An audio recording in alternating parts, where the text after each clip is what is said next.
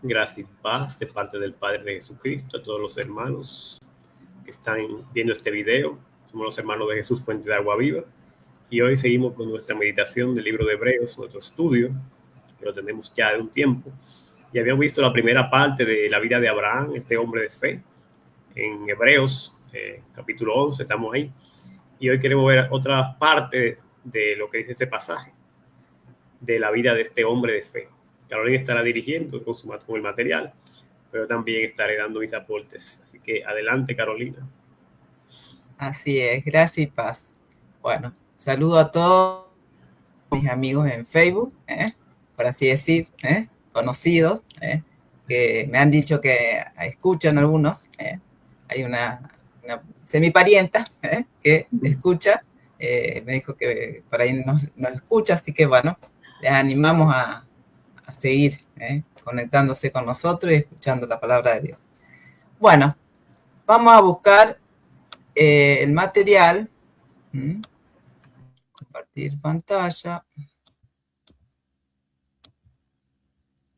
Bueno. No sé, decime cuando lo ves, hermano.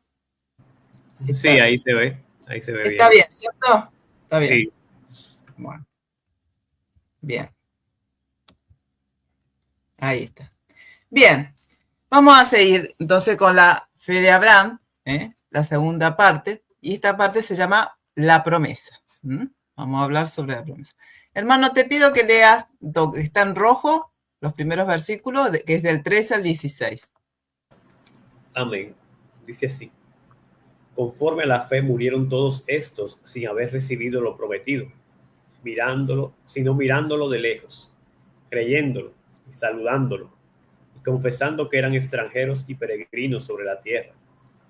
Porque los que esto dicen claramente dan a entender que buscan una patria, pues si hubiesen estado pensando en aquella de donde salieron, ciertamente tenían tiempo de volver, pero anhelaban una mejor, esto es celestial, por lo cual Dios no se avergüenza de llamarse Dios de ellos, porque les ha preparado una ciudad.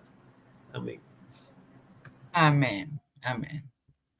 Bueno, muy lindos estos versículos, ¿no? La verdad, habla sobre que ellos confesaban que eran extranjeros y peregrinos. Eso siempre hay muchas canciones, ¿cierto? Que hablan de eso, que somos extranjeros y peregrinos. Y esa es la verdad, ¿cierto? Que somos extranjeros en este mundo. Y de esto vamos a estar hablando un poco. Dice, en los tiempos del Antiguo Testamento, los creyentes anhelaban la venida de Cristo. Estos creyentes vivían por la fe, no por la vista, ya que ellos eran los receptores de la promesa. Eso sabemos que ellos anhelaban ese día, ¿cierto? A ver, ¿podés leer ahí donde dice verso 13 y otra traducción? Amén. Dice, conforme a la fe murieron todos estos sin haber recibido lo prometido, sino mirándolo de lejos y creyéndolo y saludándolo y confesando que eran extranjeros y peregrinos sobre la tierra. Y la otra traducción dice, todos estos grandes hombres mantuvieron la fe toda la vida hasta que murieron. Ellos murieron sin recibir lo que Dios les prometió, pero vieron lo prometido a lo lejos, en el futuro, y aceptaron ser inmigrantes y refugiados en la tierra. Ahí está. Otra forma, ¿no? Inmigrantes. Esta es una traducción más actual, digamos, más fácil para entender.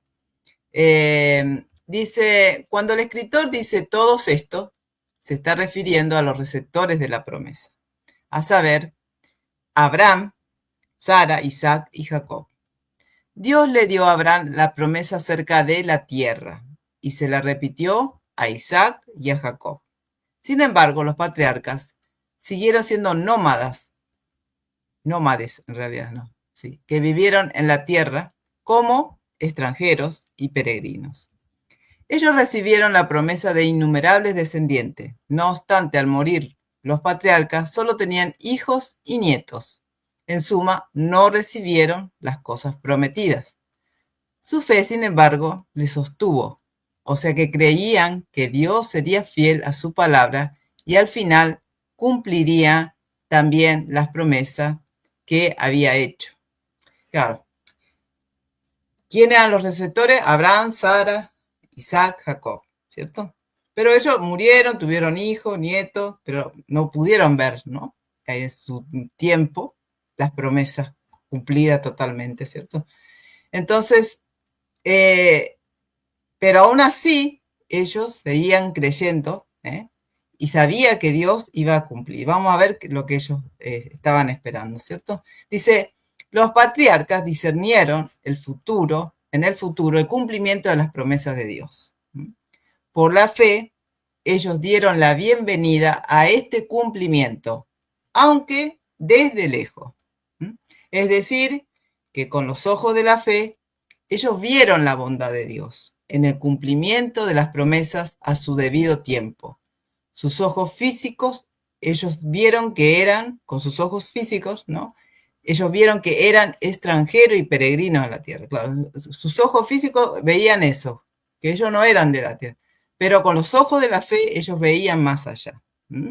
Por la fe, ellos sabían que se iba a cumplir, y murieron creyendo eso, ¿cierto? La lista de aquellos creyentes que se consideraban extranjeros y peregrinos en la tierra es extensa.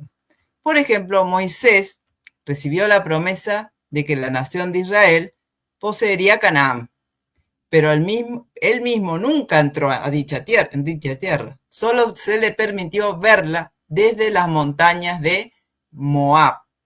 Bueno, a ver, ¿podés leer, hermano, ahí donde dice número? Sí, número 27:12 dice, Jehová dijo a Moisés, sube a este monte, Abarim, y verás la tierra que he dado a los hijos de Israel. Y después que la hayas visto, tú también serás reunido a tu pueblo, como fue reunido tu hermano Aarón. Deuteronomio 3:27 dice, sube a la cumbre del Pisga y alza tus ojos al oeste y al norte y al sur y al este y mira con tus propios ojos, porque no pasarás el Jordán. Ahí está, muy bien, ¿ves? Entonces, también Moisés, él no vio, ¿cierto? No, tenía esa promesa, pero él no vio. Dice, a lo largo de su vida, Moisés fue un peregrino que se mudó desde Egipto hasta Madián y posteriormente hasta la frontera de Canaán. Moisés perseveraba porque veía al que es invisible. Bueno, eso lo podemos ver ahí también en Éxodo, que estamos estudiando. Estamos viendo todo el tema de la vida de Moisés, así que les invitamos a participar. ¿Podés leer ahí donde dice Hebreo 11:27? Sí, dice, por la fe dejó a Egipto, no temiendo la ira del rey, porque se sostuvo viendo al invisible hasta el día de su muerte. Él siguió siendo un extranjero y peregrino. Ahí está. Amén. Así es. Bueno, hermano, ¿qué podés decir hasta acá de lo que has escuchado? Bueno, podemos decir que los hombres que Dios llama no es por un interés material que lo llamó, sino por una promesa futura, y ellos lo entendieron así y vivieron así, y eso es algo admirable, porque en el mundo actual, cuando llaman a una persona para prometerle cosas, las quieren ya, las quieren de una vez, las quieren ver, y eso no es así en el Evangelio. Ya vemos que estos hombres fueron llamados para que sean fieles, y la promesa ni siquiera la iban a recibir, porque en la vida, porque las promesas de Dios y las bendiciones son las que son después de esta vida.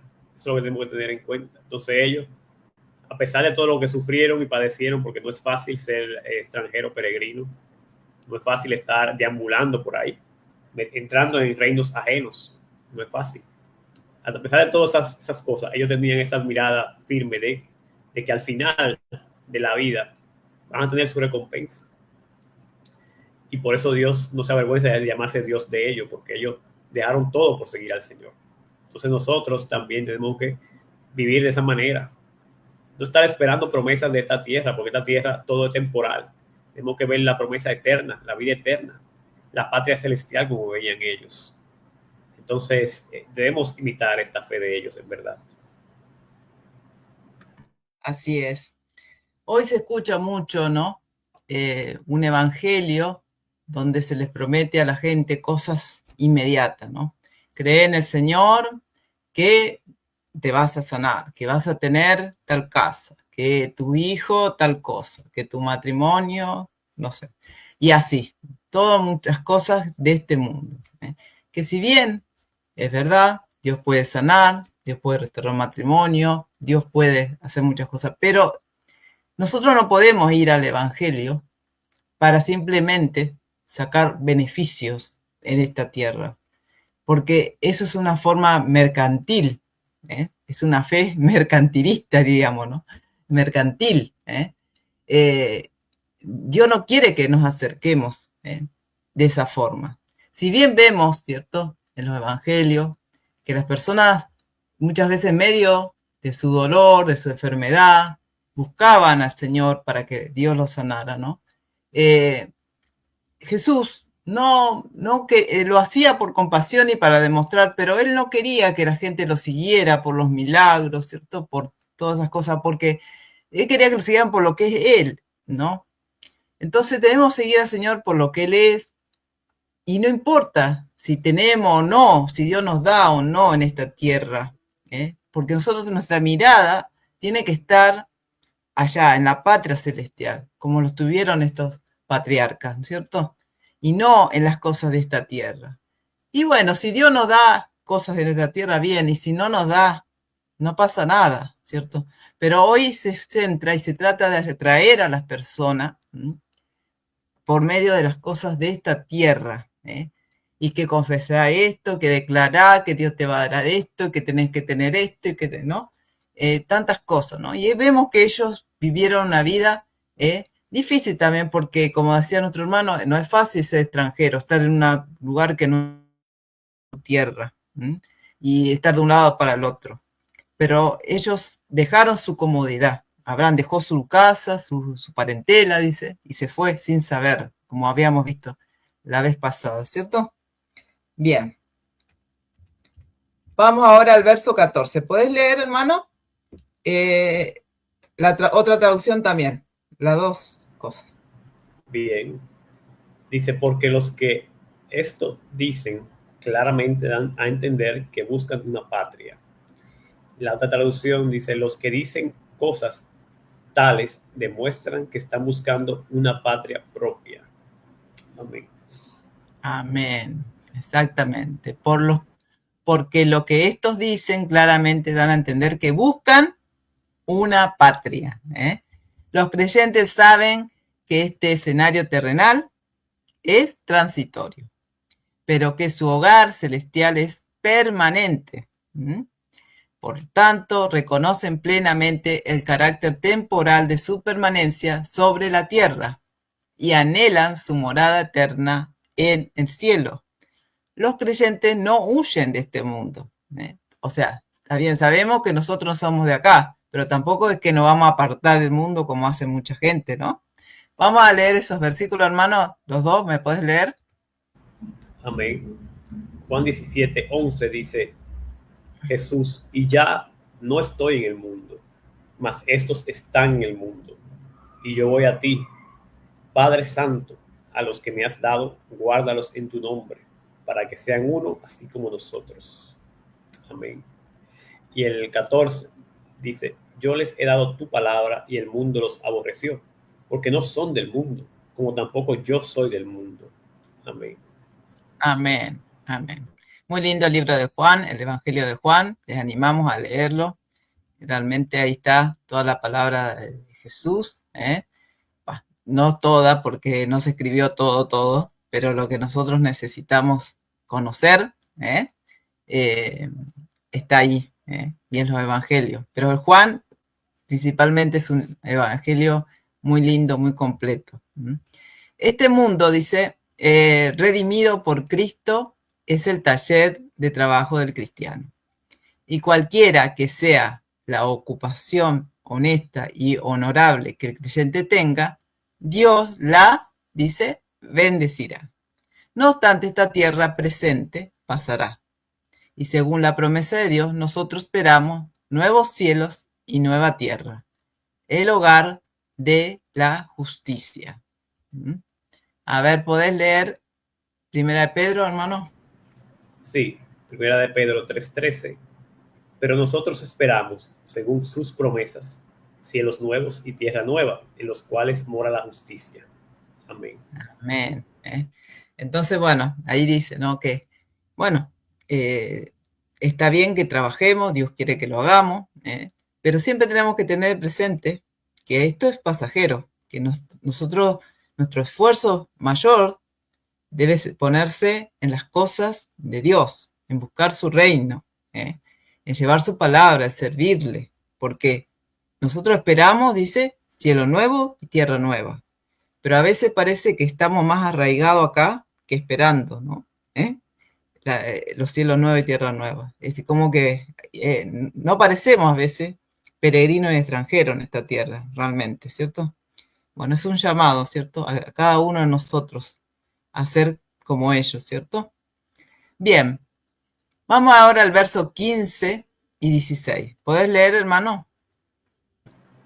Así es, dice, pues si hubieran estado pensando en aquella de donde salieron, ciertamente tenían tiempo de volver, pero anhelaban una mejor, esto es celestial, por lo cual Dios no se avergüenza de llamarse Dios de ellos, porque les ha preparado una ciudad.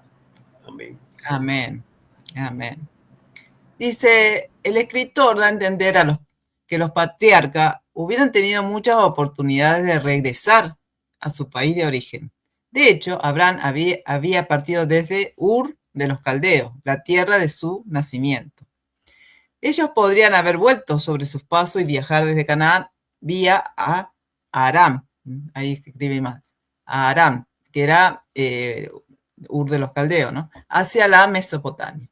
Si los patriarcas hubieran realmente considerado volver a su país natal, lo hubieran fallado a Dios, le hubieran fallado a Dios y hubieran perdido la promesa que Dios le había hecho.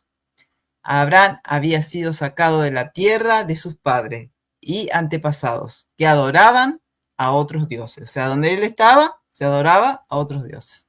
¿Puedes leer, hermano, Josué 24:2?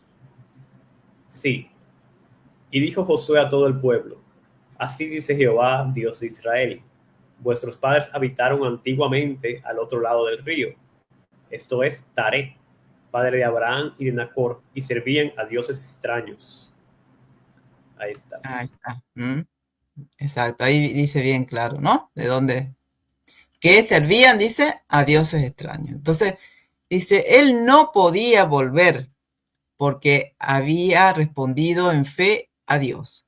Por eso, para Abraham, su hijo y su nieto, regresar a la tierra de origen de Abraham era algo inconcebible.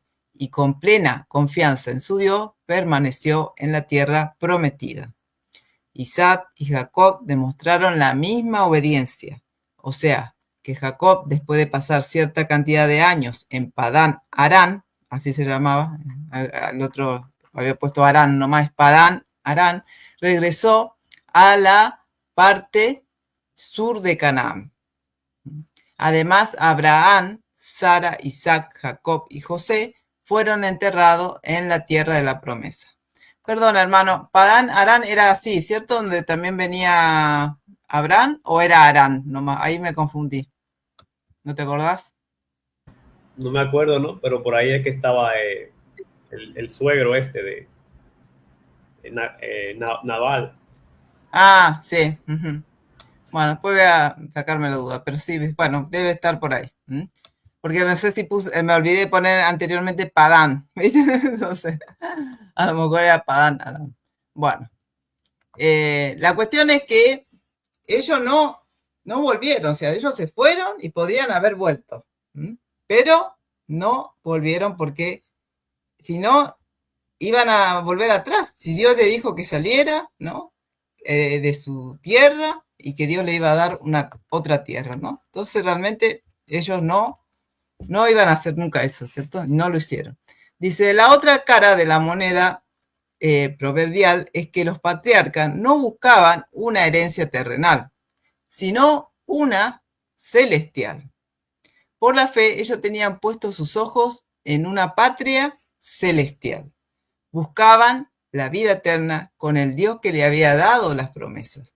Y su fe fue recompensada, ya que en Cristo mismo, al contestar la pregunta de los saduceos acerca de la resurrección, dijo, ¿podés leer, hermano? Mateo ahí. Uy, perdón.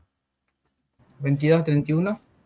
Sí, dice, pero respecto a la resurrección de los muertos, ¿no habéis leído lo que os fue dicho por Dios cuando dijo, yo soy el Dios de Abraham, el Dios de Isaac y el Dios de Jacob? Dios no es Dios de muertos, sino de vivos. Oyendo esto, la gente se maravillaba, se admiraba de su doctrina. Amén. Amén. Exactamente. Dios no es Dios de muertos, sino de vivos. Bien. Dice, Dios es el Dios de los vivos. Cualquiera que pone su fe en Dios entra en esa patria celestial mencionada por el escritor de la epístola. Y Dios no se avergüenza de ser su Dios. ¡Qué honor ser llamados hijos de Dios! No nos permite llevar su nombre porque Él ha preparado un lugar.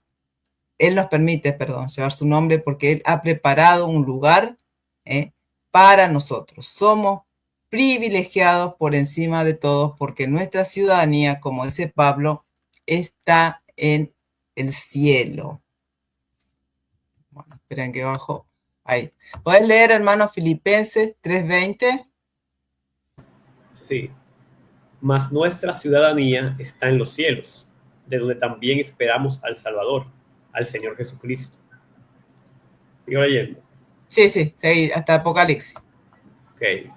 Juan 14:2 dice, en la casa de mi Padre muchas moradas hay. Si así no fuera, yo os lo hubiera dicho. Voy pues a preparar lugar para vosotros. Y Apocalipsis 21:2.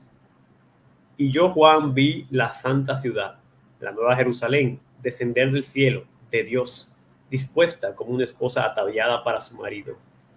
Amén. Amén. ¿Qué nos puede decir de estos versos, hermano? De estos últimos tres. Que ahí está la promesa de la patria celestial.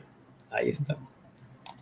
Dice que la ciudadanía nuestra está en los cielos, es decir, que hay una ciudad en los cielos, que es la nueva Jerusalén, que va a descender ya al final de todo.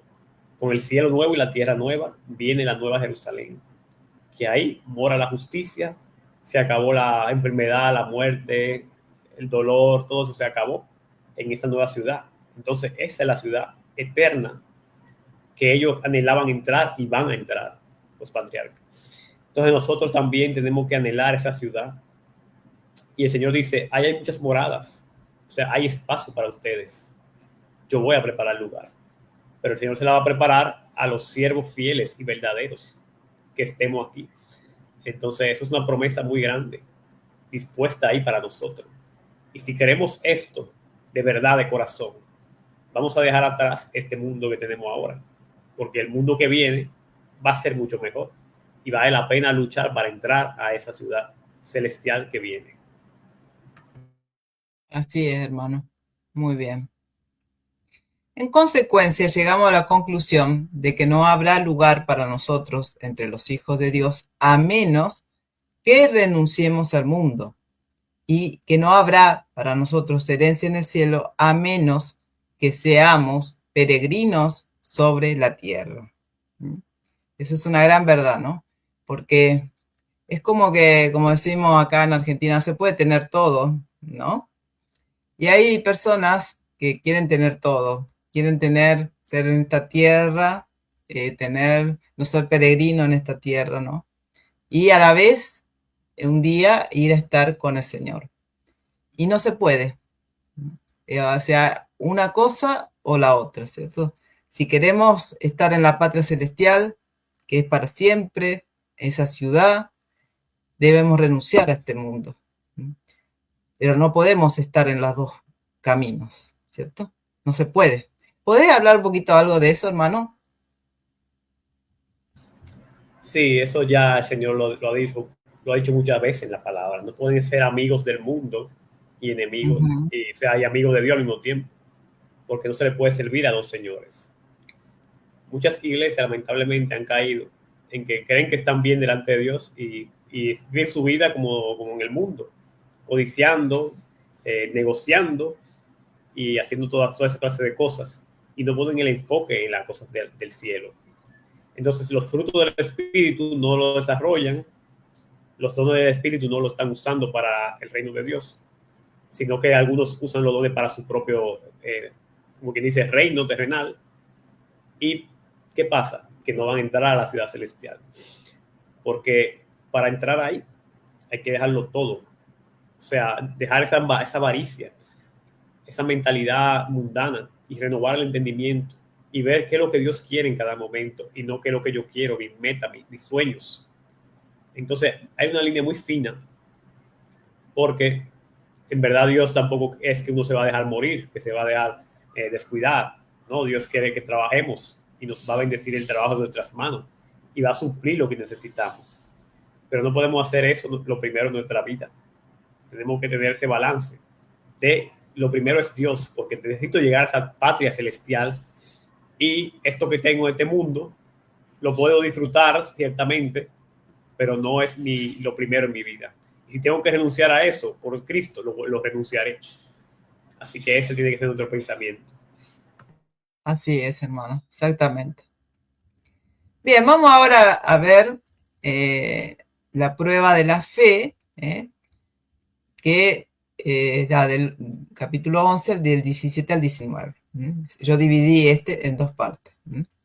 Dice, tras alejarse un poco de su tema de la fe de Abraham con la introducción de algunos versículos del 13 al 16, el escritor de Hebreos regresa a su tema. El resumen concluye sus comentarios acerca de la fe de Abraham recurriendo a un acontecimiento vívidamente histórico, la disposición de Abraham para sacrificar a su hijo Isaac. ¿Puedes leer, hermano, ahí los versos 17 y 19?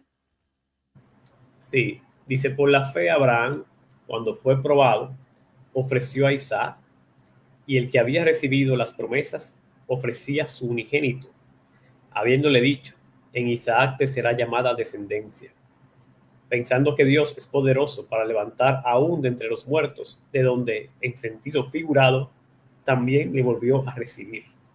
Amén. Amén.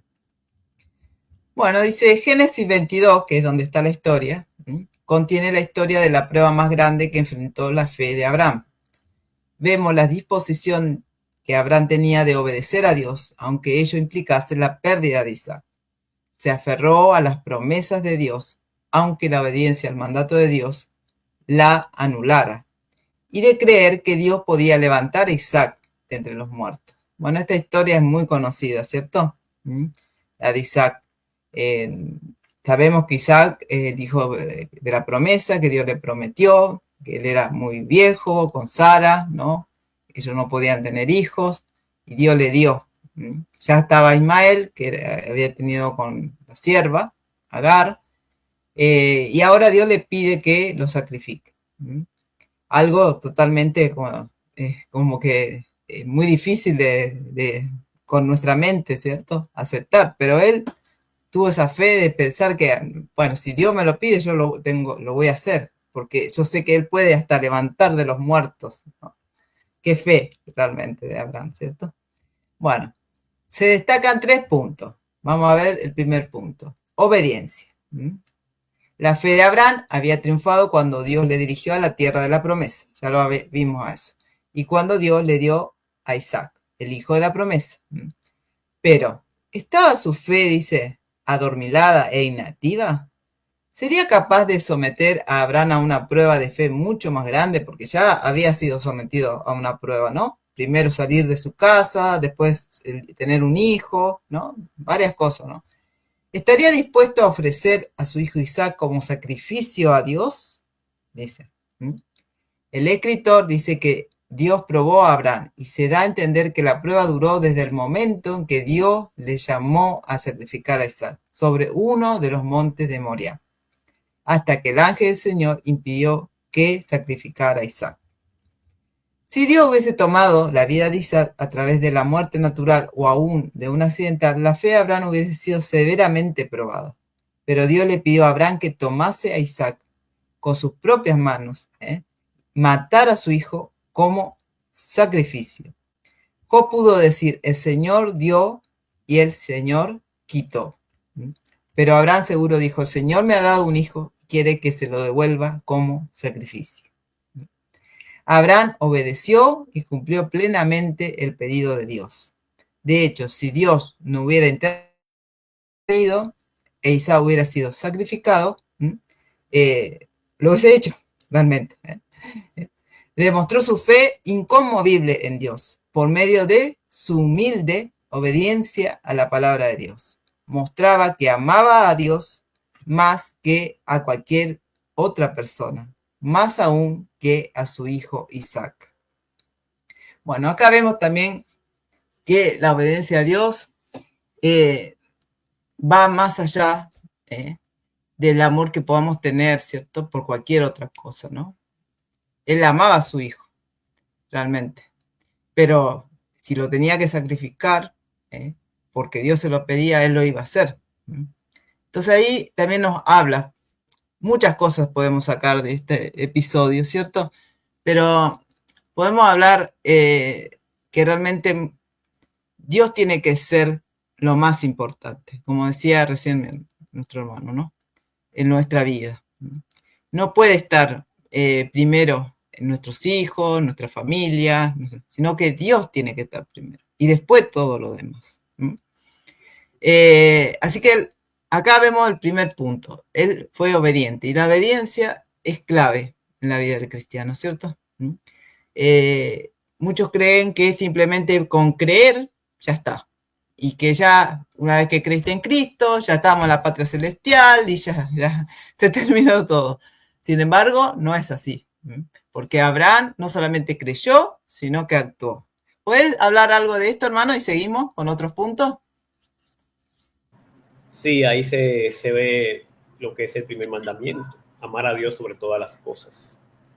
Ahí Abraham tuvo que elegir o amo a Dios, que amar a Dios es obedecerlo, eso tenemos que tenerlo bien claro, no es con la boca solamente, sino que hay que obedecer para demostrar que lo amamos.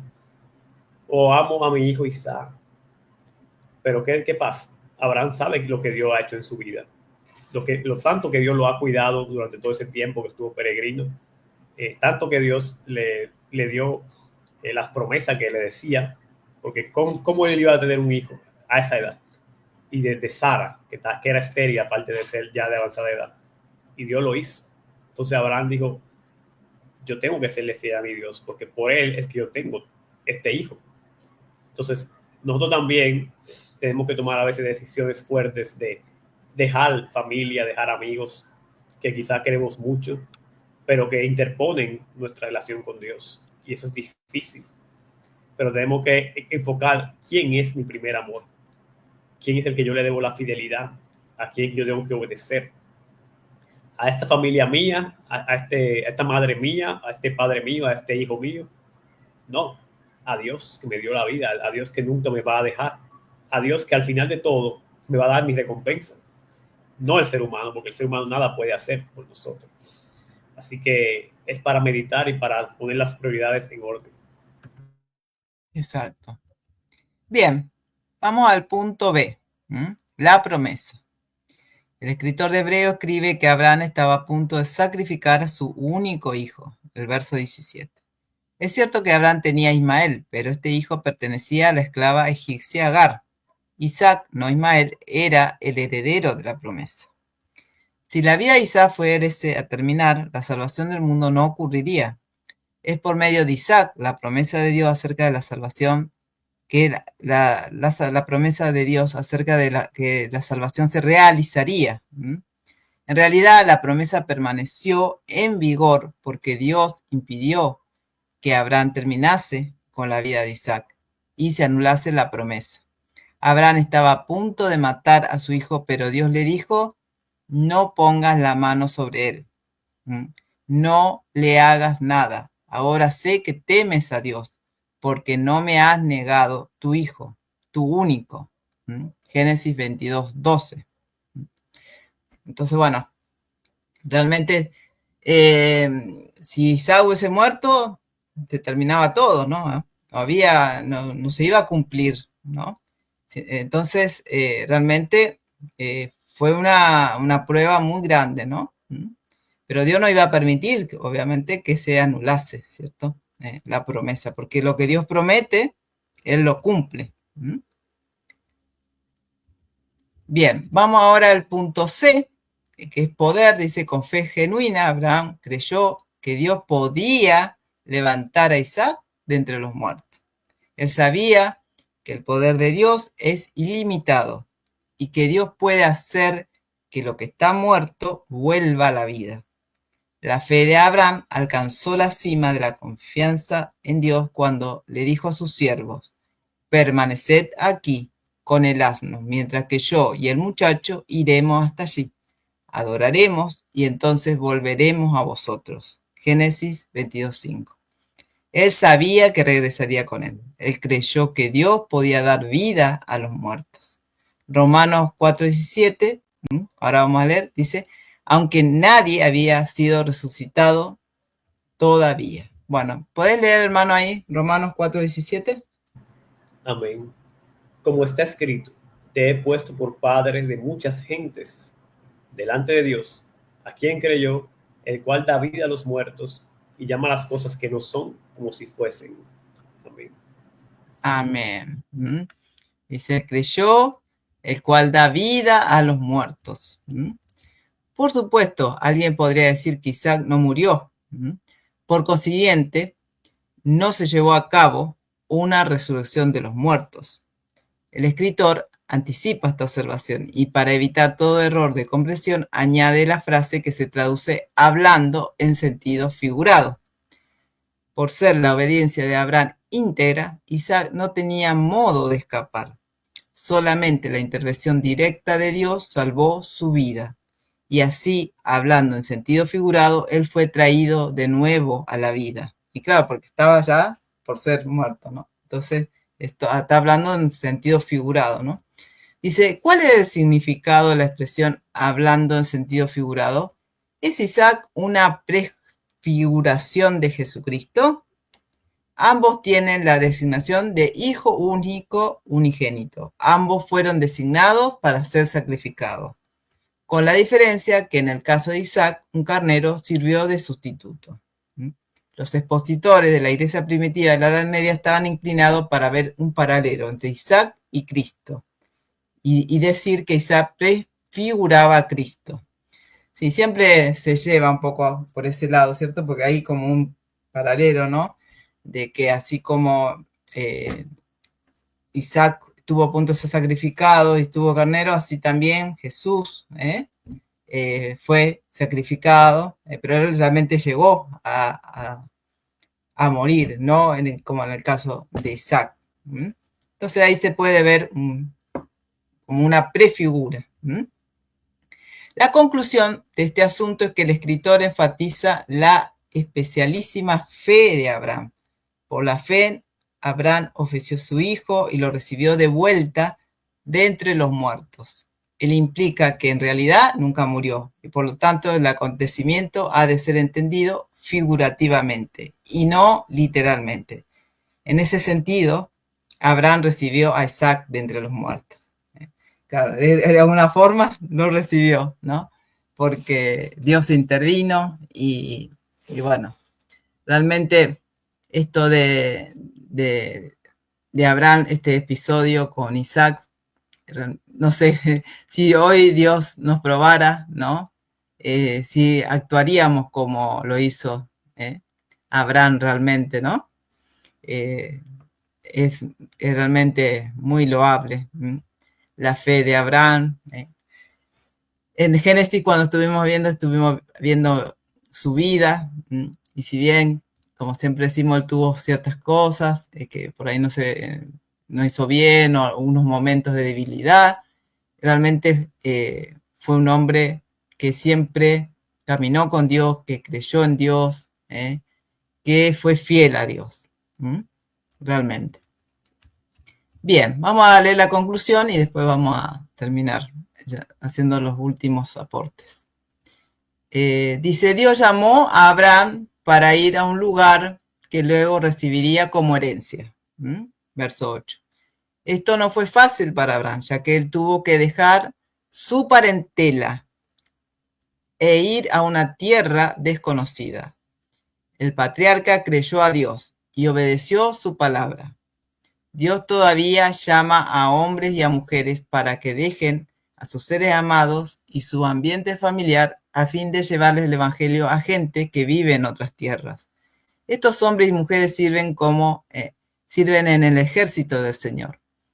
Obedientemente, ellos responden al llamado de Dios y dan su tiempo y talento en una dedicación completa a Dios. Estos soldados de la cruz son verdaderamente peregrinos y forasteros en tierra extraña.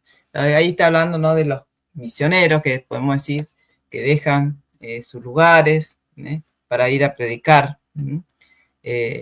Pero bueno, como dice acá, dicen, en cierto sentido, todos los cristianos son peregrinos en esta tierra. La Biblia nos advierte que no hemos de apegarnos demasiado firmemente a este escenario terrenal. La Escritura nos dice que esta tierra no es realmente nuestro hogar. El cristiano anticipa y anhela un hogar eterno. La fe tiene, dice, su contrapartida en la obediencia. La fe y la obediencia son dos caras de la misma moneda. Habrá aprendido que la fe y la obediencia van juntas, especialmente cuando Dios lo llamó a sacrificar a su hijo Isaac. Eso siempre nosotros lo recalcamos. La fe y la obediencia van juntos, porque mucha gente los separa y no es así. Si uno dice tener fe, debe obedecer a Dios. No es posible decir yo creo fe y no obedezco a Dios. No se puede, realmente. Entonces, cuando dejamos de creer, dejamos de obedecer. Va todo unido. Bien, nótese la siguiente secuencia. Abraham creyó y amó a Dios, a ese Dios que le había prometido un hijo. Después de muchos años de espera, Abraham recibió el hijo prometido y lo amó. Entonces Dios le pidió a Abraham que sacrificara a Isaac. Si Abraham sacrifica a Isaac, él tendría a Dios, pero perdería un hijo. Obedeció a Dios y de esa manera puso el problema de la pérdida del hijo de la promesa en manos de Dios. Él creyó que Dios podría resucitar a Isaac de la muerte. En suma, la vida de Abraham podría ser encapsulada bajo el refrán confiar y obedecer. Amén. Muy bien.